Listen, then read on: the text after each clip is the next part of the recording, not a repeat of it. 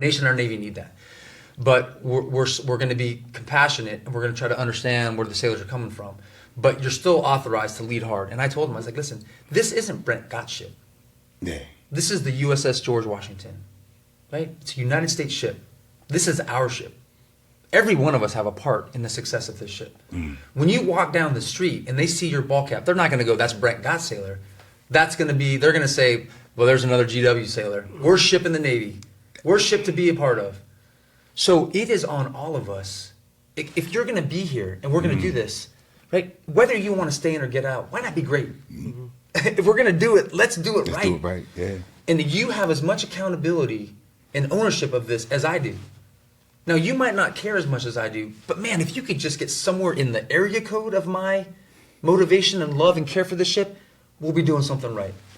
So I put that on you now, right? When you come to work every day, instead of complaining about the situation, it's not that I don't want you to tell me what's wrong, because I have the ability, right, to change the trajectory of your life and others in one day by making a phone call. I got that, and I dig that, and I want to hear your complaints.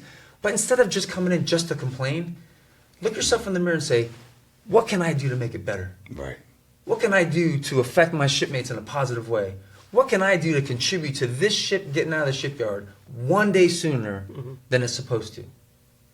So I'm going to hold you to that. I ask you to think about that, because I tell you what, shipmate, every day that I come into work, I'm not shortchanging you.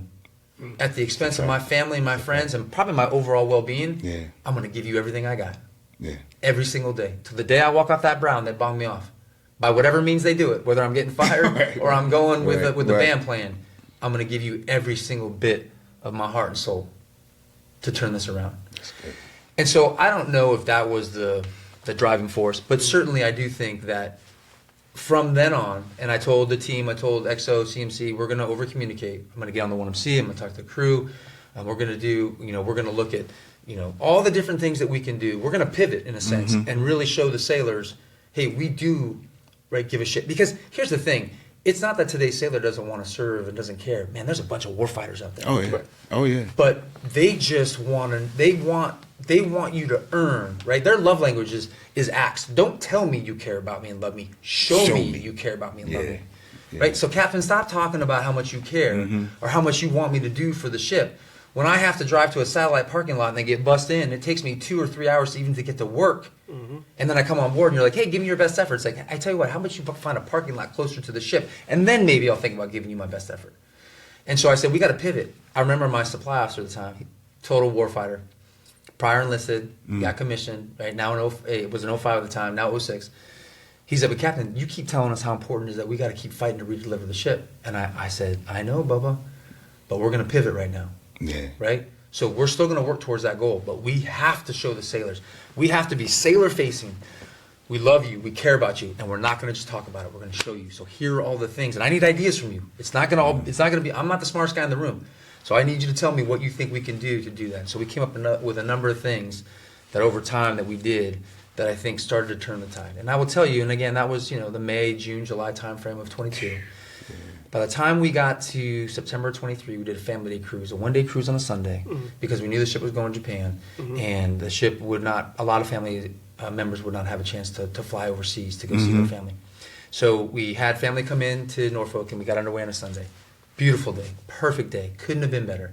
Weather, temperature, flight, air power demo, families just loved it. I mean, we had probably, with all of our sailors, another 2,000 family members on board.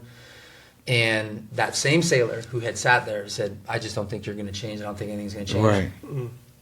At that point, ABH2 introduces me to his family and says, Captain, I just really wanted my family to meet you. And had a big smile on his face. I called him Monty. That was my call sign for him. I said, Monty. I said, hey, I appreciate you, Monty. And his family, I said, hey, you should be so proud of your son. Just an extraordinary young man. You should be very proud. And he had gone from that young man who doubted everything about the ship.